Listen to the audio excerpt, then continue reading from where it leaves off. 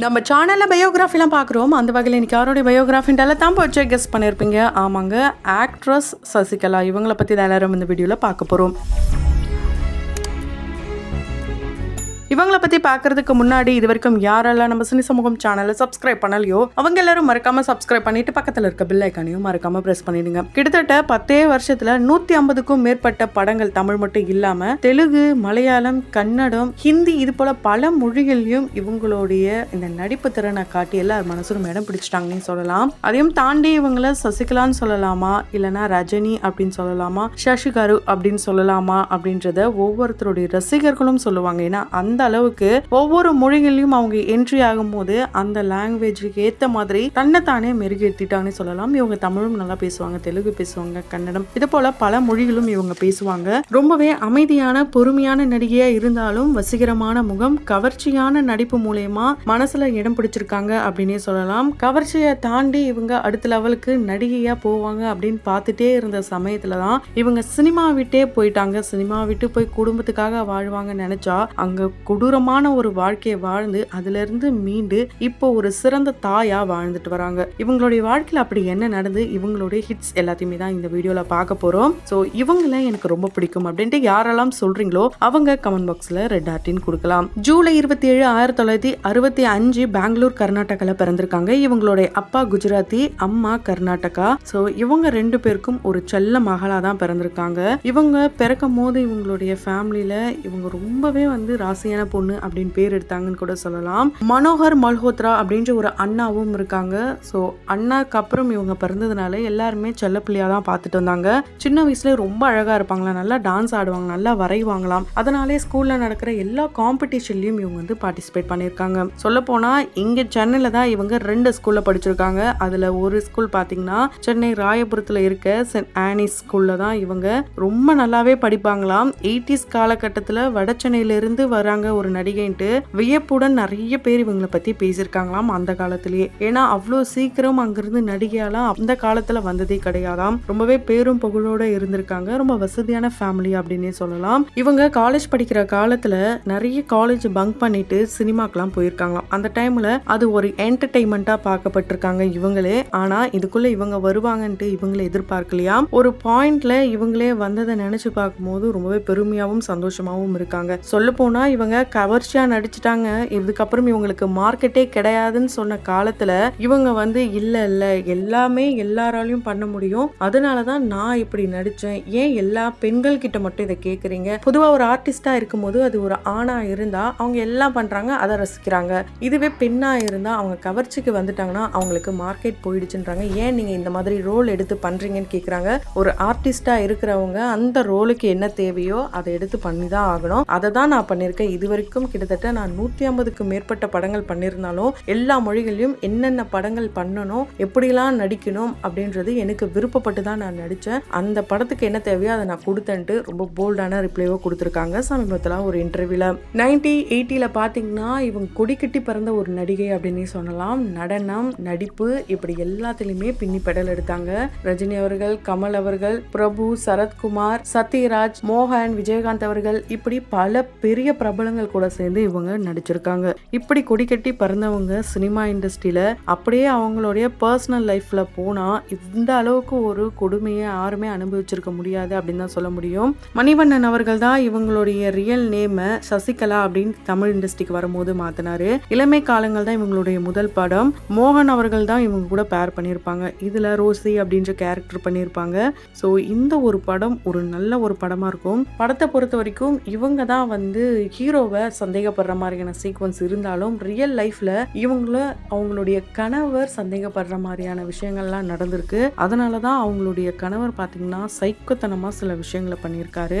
நிறைய கொடுமைகளை பண்ணது மட்டும் இல்லாம இவங்களையே 10 ஆண்டுகள்ல 10 முறை தற்கொலை முயற்சி பண்ற அளவுக்கு மனசை மாத்திருக்காருன்னே சொல்லலாம். உடல் முழுவதுமே சிகரெட்டால இவங்களை காயப்படுத்திருக்காரு. இது எல்லாத்தையுமே சமீபத்துல தான் ஒரு மூத்த பத்திரிகை நண்பர் தெளிவா சொல்லியிருப்பாரு.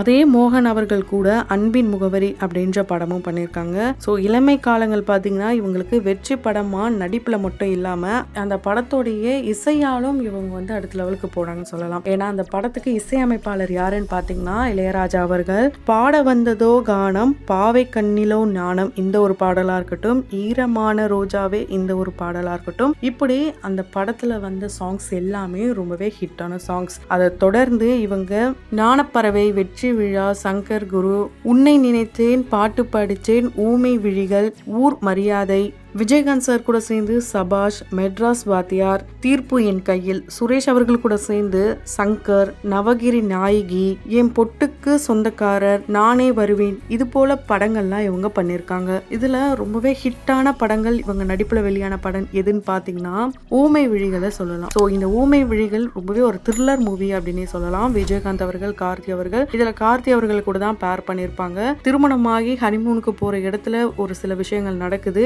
அதை மையப்படுத்தி தான் இந்த படத்தை கொண்டு போயிருப்பாங்க. ரொம்பவே த்ரில்லிங்கா இருக்கும். இந்தியா சினிமாவே திரும்பி பார்க்க வச்ச படம் கூட சொல்லலாம். அதுக்கப்புறம் பாத்தீங்கன்னா வெற்றி விழா. இந்த வெற்றி விழாவும் இவங்களுக்கு வெற்றி படமா தான் அமைஞ்சது. இதுல கமல் சார் கூட தான் நடிச்சிருப்பாங்க. சவுகார் ஜானகி அவர்களுடைய பேத்தி கேரக்டர்ல ஷெர்லி அப்படின்ற கேரக்டர் பண்ணிருப்பாங்க. இந்த படத்திலயும் இவங்களுடைய நடனத்தை பின்னி பெடல் எடுத்திருப்பாங்கன்னே சொல்லலாம். மாறுகோ மாறுகோ மாறுகை இந்த ஒரு பாடல் பாத்தீங்கன்னா டான்ஸ் வைஸும் ரொம்ப சூப்பராகவே இருக்கும். சங்கர் குரு இந்த படத்துல இவங்களுடைய நடிப்பு, இந்த ரேகா அப்படின்ற கேரக்டரை இப்ப வரைக்கும் யாராலுமே மறக்க முடியாது அப்படின்னு தான் சொல்ல முடியும். அந்த அளவுக்கு அர்ஜுன் சார் கூட சேர்ந்து சூப்பராகவே நடிச்சிருப்பாங்க. இதுல சீதா அவர்களும் நடிச்சிருப்பாங்க. இதுல காக்கி சட்டை போட்ட மச்சான் இந்த பாடல் இப்ப வரைக்குமே பட்டி தொட்டி எல்லாமே ஹிட் அடிச்ச பாடல் அப்படின்னு சொல்லலாம். இதுலயும் இவங்களுடைய நடன திறமையை காட்டியிருப்பாங்க. ஊர் மரியாதை அப்படின்ற படம் தான் இவங்களுடைய நடிப்புல தமிழ் இண்டஸ்ட்ரியில வந்த கடைசி படம் அப்படின்னு கூட சொல்லலாம். இந்த படத்துக்கு அப்புறம் இவங்க இண்டஸ்ட்ரியை விட்டே போயிட்டாங்க. இந்த படத்துல லாஸ்ட் சீக்வன்ஸ் சரத்குமார் அவர்கள் கூட சேர்ந்து இவங்க இறக்குற மாதிரியான சீக்வன்ஸ் வந்திருக்கும். அந்த ஒரு இறுதி காட்சிலாம் பாத்தீங்கன்னா ரொம்பவே மனசு கனமாக்குற வகையில தான் இருக்கும். அந்த ஒரு படத்தை தொடர்ந்து இவங்க அவங்க அப்பா அம்மா சொன்ன பையனையே திருமணம் பண்றாங்க. அவரு அமெரிக்காவை சேர்ந்த ஒரு டாக்டர். 1998 முல்லைகிரி பிரவீன் அப்படின்றவரை தான் திருமணம் பண்றாங்க. 3 குழந்தைகளும் பிறக்கிறாங்க. இதுல 2 மகன் 1 மகள். 10 வருஷம் இவங்களுடைய திருமண வாழ்க்கை ரொம்ப நல்லாவே போயிட்டு இருந்ததுன்னே சொல்லலாம். ஆனா அந்த 10 வருஷமும் இவங்க படாத பாடுபட்டாங்கன்னு சொல்லலாம். அதுக்கு காரணம் என்னன்னா இவரு அமெரிக்கால இருக்கிறது, இவங்க பெங்களூர்ல இருக்கிறது.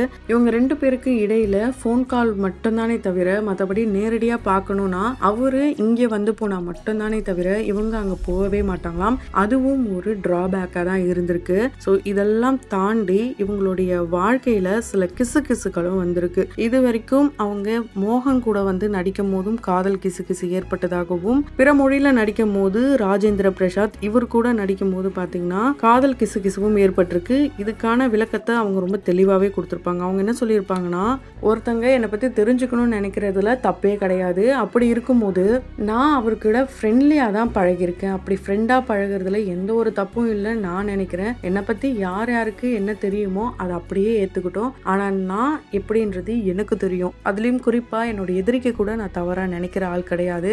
அப்படி இருக்கும்போது என்னை பத்தி தவறா நினைச்சாலும் எனக்கு எந்த கவலையும் கிடையாது அப்படின்றதுக்கான ஒரு விளக்கத்தை கொடுத்துட்டாங்க.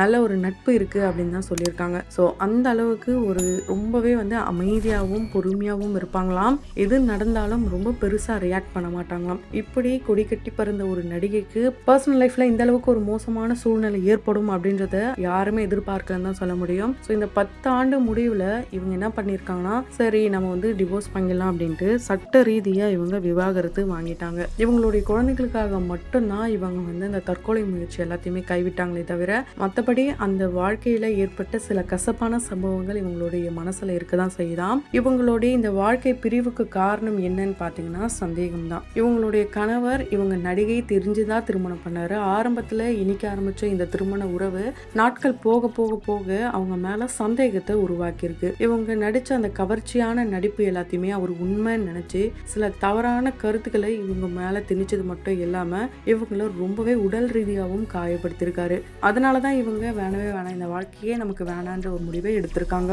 ஸோ இந்த திருமண வாழ்க்கையிலிருந்து இவங்க கற்றுக்கிட்ட பாடம் என்னன்னா, திருமணம் பண்ணி கொடுக்கும் போதே மகளுக்கு என்ன தேவையோ அதை செஞ்சுருக்கணும். அப்படி செய்யலைன்னா சில விஷயங்கள் இப்படி தான் நடக்கும். அப்படி நடக்கும் போதும் பெற்றோர்கள் அந்த பொண்ணுக்கு துணையாக இருக்கணுன்றதை நான் கற்றுக்கிட்டேன். ஏன்னா இவங்களுக்கு திருமணம் ஆகும்போது அவங்க வீட்டில் எந்த ஒரு சீரும் செய்யலையாம். அவங்களுடைய மாப்பிள்ளை எப்படி அவங்களுடைய பொண்ணை பார்த்துக்கிறாரு அப்படின்றத இவங்க பார்க்கணும்னு நினச்சிருக்காங்க. ஆனால் கடைசியில் அதுவே இவங்களுக்கு தவறாக போய் முடிஞ்சிருக்கு. 1984 இணைக்கிளி அப்படின்ற படம் மூலமா மலையாள சினிமாவில் அறிமுகமாகறாங்க. 1981 மிஸ்டர் இந்தியா அப்படின்ற படத்தை ஜெய் கர்நாடகான்ற படம் மூலமா இவங்க கர்நாடக மொழியில சாய்ஷி அப்படின்ற பேர் மூலமா இவங்க அறிமுகமாகறாங்க. 1985 பிரேம மோடி அப்படின்ற படம் மூலமா ரஜினி அப்படின்ற பேர் மூலமா இவங்க தெலுங்குல அறிமுகமாகறாங்க. இவங்க அங்க பாத்தீங்கன்னா தெலுங்குல பெரிய பெரிய ஸ்டார்ஸ் கூட நடிச்சிருக்காங்க. குறிப்பா நாகார்ஜுன் அவர்கள் கூட சேர்ந்துலாம் நடிச்சிருக்காங்க.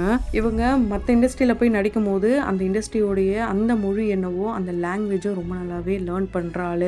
ஸோ அந்த அளவுக்கு திறமையான ஒரு பெண்மணியாக தான் வளர்ந்துட்டு வந்திருக்காங்க.